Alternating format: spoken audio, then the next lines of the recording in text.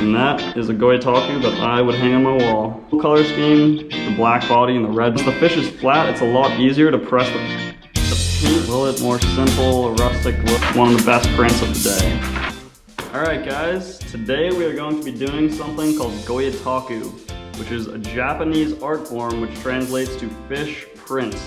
This is something Japanese fishermen used to do to record their catches, and it's a form of painting a fish and then placing it onto paper so you have an exact record of the fish on paper.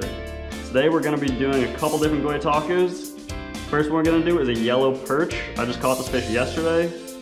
The other kind of fish we're going to be doing is a black crappie, which is another fish I caught yesterday. And we're going to try to do a couple different kinds of paints and methods today, but let's get started on the perch and I'll show you how we're going to do it.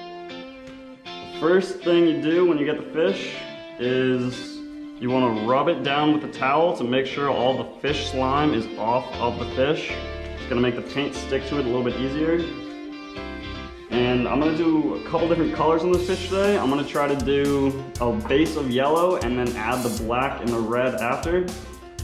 So I'm going to start off with adding yellow paint to this fish. I'm just going to quickly cover the entire body of the fish in yellow. So you really don't need to be too careful with this because you can always wipe off more paint after, and it's very easy to edit it as well. So I'm just going to quick base paint layer there. And you really don't need that much paint. I've found it comes out a lot better if you have a little bit less paint. I'm going to leave this one like that for now. Now I'm going to add in all the colors.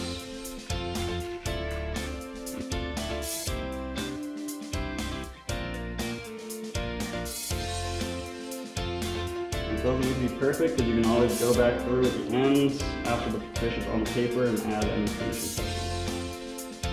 But I do like to keep it as natural as possible. Black paint. And then I'm going to go through and add a little bit of red. Red pins.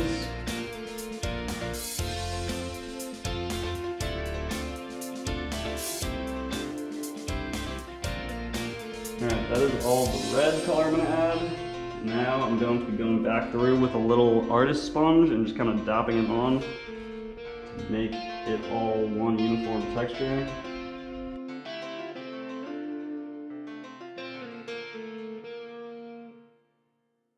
So I would say that is a well-painted fish, and now the next step is to put it on the paper, but I actually like to lay this out just nice and flat, and then lay the piece of paper right on top of the fish. And you want to get the fish into the exact position that you want it to look like on the page. So you want to splay out all the fins.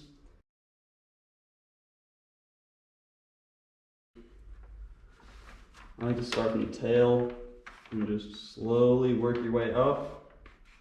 Start at the top of the fish. And now I'm going to splay out his bottom fin. Very carefully, make sure your hands aren't dirty or have too much paint on them so it bleeds through. Very gently press down onto it.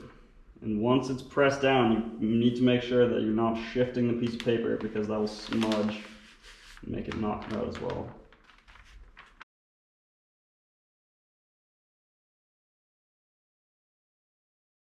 Once you get up to the head, it can be a little tricky. You want to make sure you get all the way down to the mid-line on the head of the fish, so you have the exact full half of the fish in the print.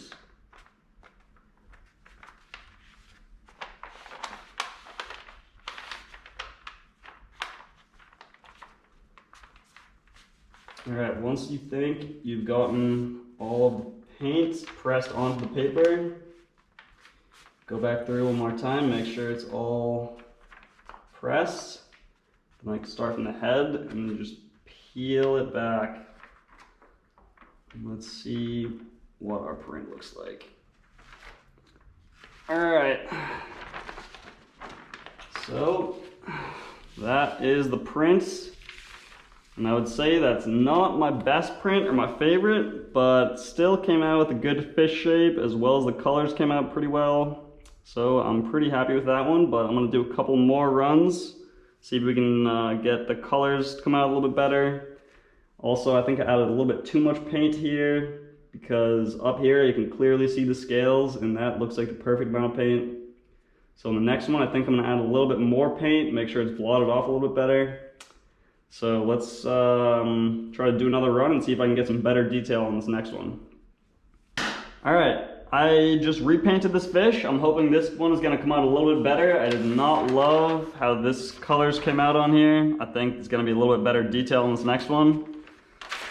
So let's bring this guy up into the middle of the stage here and start the next prints. So I'm gonna do the same thing. I'm gonna start from the back, right at his tail, and work my way up to the head.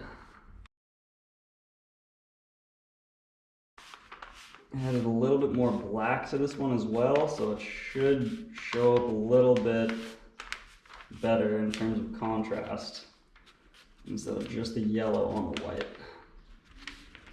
Doing the anal fin, going around the tail section, doing the back dorsal, moving up, and this time I'm going to be really careful doing the top dorsal fin, because I kind of missed the section where the fins join the body in the last one. So I'm going to make sure I really wrap the paper around the fish this time and get a nice clean print all the way down the fins. Coming up to the head now. I think the dorsal fin should come out well there.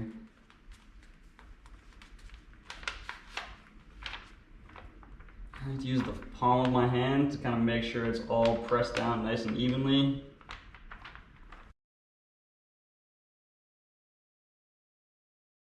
I think this one is definitely going to come out a little bit better. Making sure got everything here, because you can't put it back down once you take it off. So really make sure you got everything pressed the way you like it. All right, I think that's it. I'm gonna peel this off. Let's take a look at what we got. And that one, I would say, is much better than the first one. I would say I could maybe use a little bit better coloration in the middle of the body here, but those scales really did come out pretty well, so I would say I'm happy with that print. Come back through, do a little bit of touch-ups with a really fine paintbrush, and that is a Goyataku that I would hang on my wall. So I'm gonna wrap this one up and then get the crappie set up and do another quick one with the crappie. So we'll see how that one turns out. All right, I'm gonna try one more with the perch, but I'm actually gonna do straight black. I'm gonna go ahead and leave the red and other colors on there that might bleed through a little bit, which I would be okay with. So I'm gonna go ahead and just use the sponge this time and just quickly go back over and just blot everything.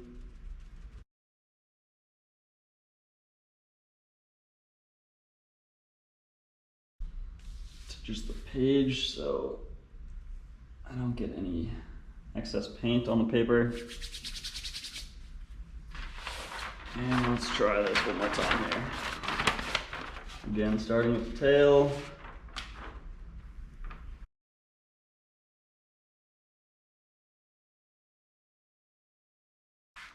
All right, that was a nice quick print. Let's pull this off and see how it came out.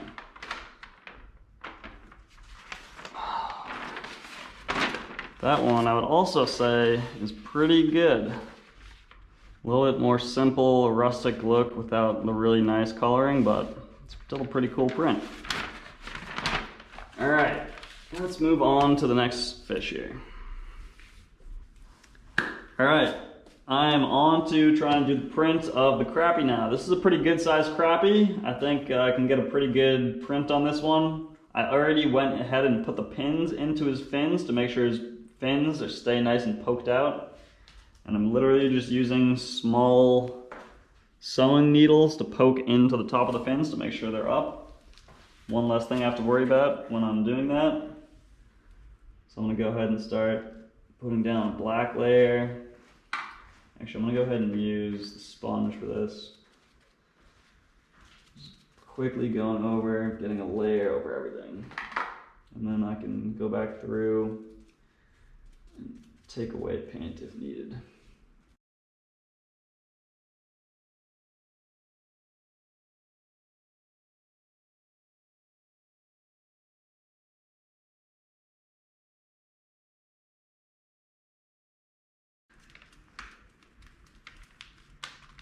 All right, let's pull this off and see how it looks.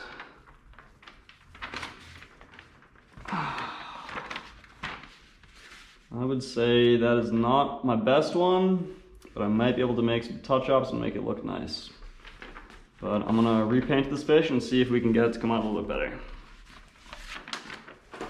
All right, I think this is gonna be the last Goyataku I do for the day. I'm doing the same crappie that I just did. This is the last print. It did not come out quite as well as I was hoping. So I pinned up the fins again, and I'm gonna try to make this one come out a little bit better.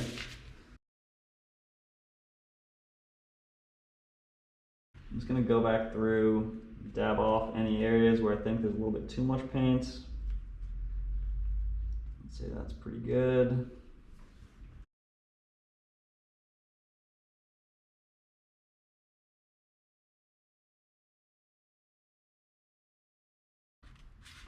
From what I can see right now, I think the detail on this is gonna be pretty good. I can see some good scale detail as well. Go back through, get this anal fin, and it is going to be done. Making sure I'm really getting in close to where the fins meet the body, so I get that full detail.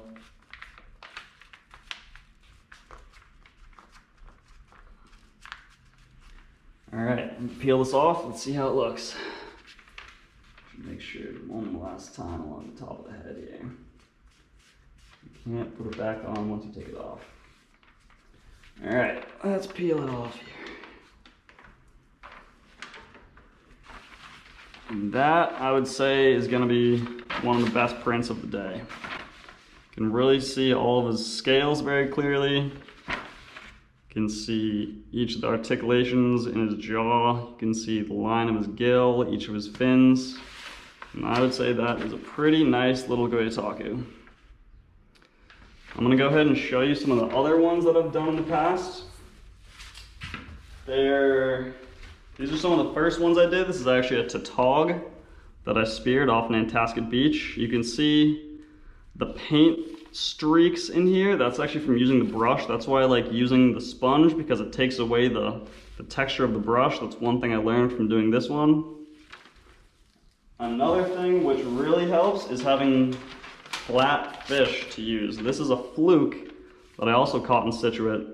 And since the fish is flat, it's a lot easier to press the page along the sides of his body. So I think these flat fish, fluke and flounder, really do come out very well. I really like using the black because it comes out so well, but I also messed around with different colors. I think this is a pretty cool color scheme. The black body and the red fins and eyes.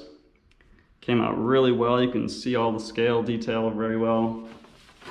And just for comparison, this is one of the first fish prints that I did on a big tautog that I caught. And as you can see, there's almost no scale detail, really bad overall detail. The contrast is not very good.